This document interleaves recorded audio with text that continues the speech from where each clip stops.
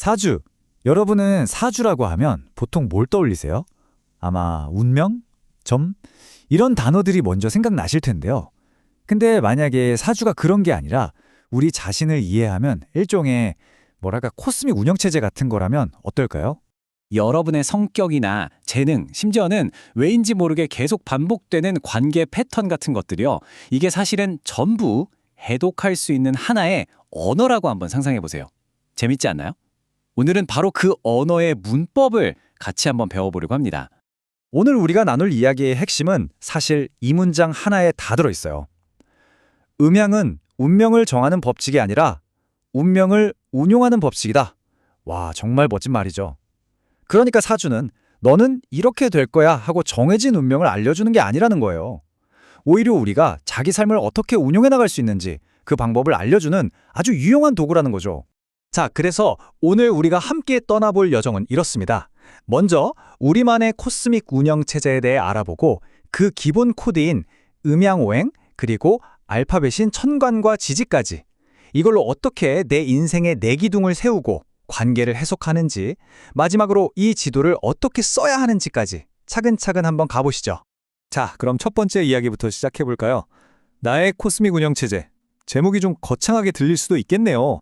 하하, 근데 이게 딱 맞는 말이에요.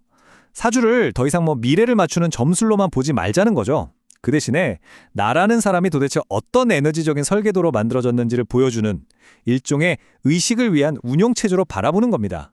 완전히 새로운 관점이죠?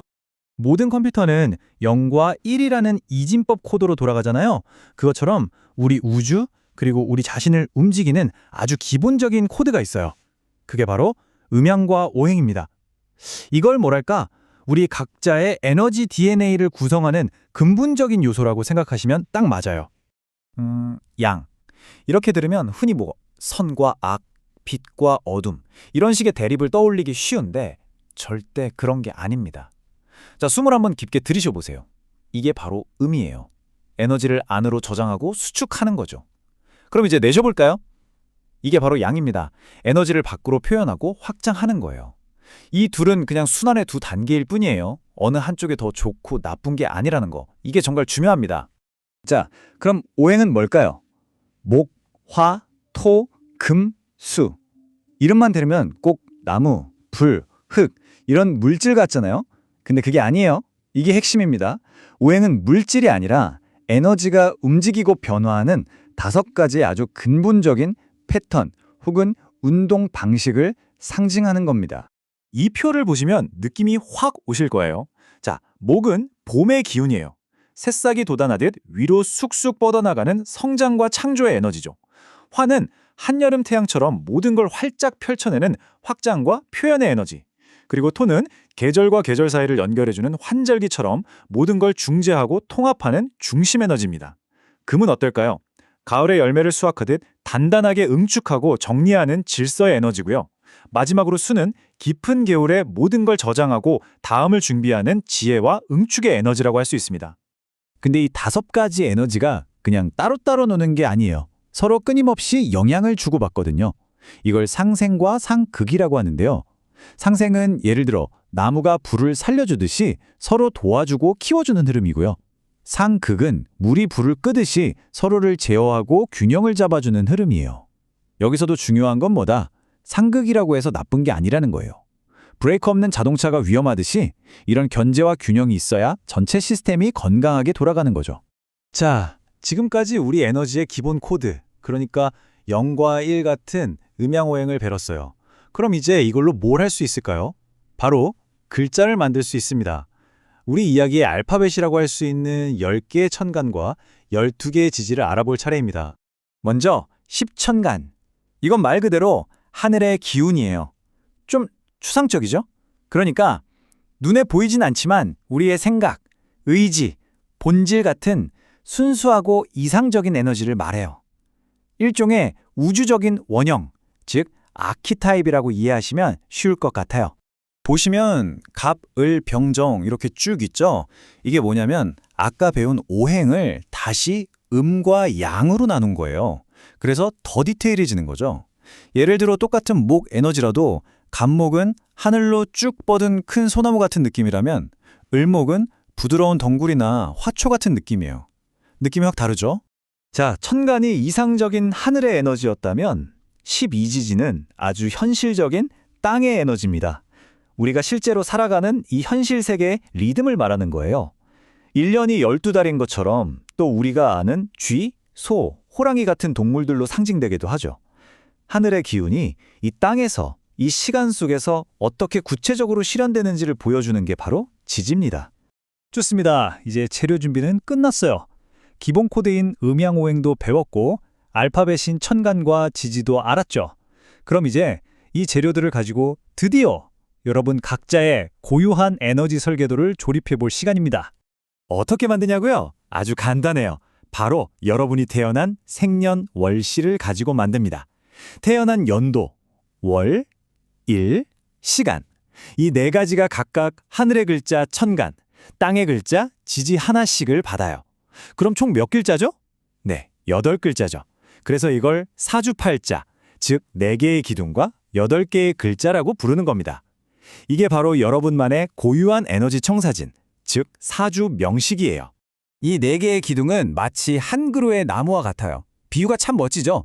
자, 연주, 즉 태어난 해는 나의 뿌리예요. 조상, 국가, 나의 근본을 나타내죠. 월주는 사회생활과 부모님을 나타내는 줄기고요. 그리고 가장 중요한 일주, 이게 바로 나 자신입니다. 나무의 꽃이죠. 마지막으로 시주는 나의 미래, 자식, 그리고 내가 남길 결과물인 열매를 상징합니다. 이렇게 내 인생의 각 영역을 한눈에 볼 수 있는 거죠. 자, 그런데 이 설계도가 그냥 딱 멈춰있는 그림이 아니에요. 아주 역동적이죠? 이 8개의 글자들이 서로 밀어주고 당기고 부딪히면서 엄청난 드라마를 만들어내거든요. 바로 이 상호작용을 통해 우리는 내 안의 관계, 그리고 타인과의 관계를 읽어낼 수 있습니다. 그 관계를 읽어내면 열쇠가 바로 십성이라는 겁니다. 좀 어려운 말 같지만 쉽게 말해서 기준점인 나, 일간을 중심으로 나머지 7글자와의 관계를 10가지 유형으로 정리한 거예요. 나를 도와주는 에너지, 내가 통제하는 에너지, 나를 통제하는 에너지, 이런 식으로요. 이걸 관계의 악보라고 표현했는데 정말 딱 맞는 말 같아요. 어떤 화음이 있고 어떤 불협화음이 있는지 볼 수 있는 거죠. 자, 여러분, 이 부분이 오늘 이야기에서 가장 중요하다고 할 수 있습니다. 보세요. 내 사주에 충돌의 에너지가 있다고 쳐요. 의식 수준이 낮을 때는 이게 그냥 피하고 싶은 고통, 갈등, 문제로만 느껴져요. 아, 내 팔자는 왜 이래 하면서요. 그런데 의식 수준이 높아지면 어떨까요? 똑같은 그 충돌이 나를 엄청나게 성장시키는 기회, 변화의 촉매제로 보이기 시작하는 겁니다. 결국 문제는 그 에너지 자체가 아니라 그 에너지를 다루는 나의 의식이라는 거죠. 정말 엄청난 차이죠? 자, 이제 거의 다 왔습니다. 결론을 내릴 시간인데요. 그럼 이 모든 복잡한 이야기들을 통해서 우리가 얻어야 할 가장 중요한 메시지는 과연 뭘까요? 그건 바로 이겁니다. 사주는 우리를 올가매는 운명의 족쇄가 아니라는 것. 오히려 우리에게 힘을 실어주는 아주 강력한 도구가 될 수 있다는 사실입니다. 이 문장이 모든 걸 말해줍니다. 사주는 당신이 어떻게 될 것인지를 말하지 않는다. 어떤 구조로 설계되었으며 어떻게 운영하는가를 묻는다. 네, 바로 이거예요. 사주는 정답을 주는 게 아니라 질문을 던지는 학문이에요. 당신은 이런 멋진 설계도를 가졌는데 이걸 어떻게 한번 써보시겠어요? 하고 말이죠. 생각해보세요. 여러분의 사주팔자는 내 인생이라는 영토를 보여주는 지도예요. 여기는 험한 산이 있고 저기는 넓은 강이 흐른다고 알려주죠. 심지어 언제 비가 오고 눈이 올지 날씨 예보까지 해줘요. 하지만 그 지도를 보고 어떤 길로 갈지, 빨리 갈지 천천히 갈지 결정하는 건 누구죠? 바로 운전대를 잡고 있는 나 자신입니다. 오늘 우리는 사주라는 나 자신을 이해하는 아주 새로운 언어의 기본 문법을 함께 배워봤습니다. 이제 여러분 손에는 꽤 근사한 도구가 쥐어져 있는 셈이에요. 이 도구를 가지고 여러분의 인생이라는 책에 앞으로 어떤 이야기를 써내려 가시겠습니까? 그 이야기는 오직 당신만이 쓸 수 있습니다.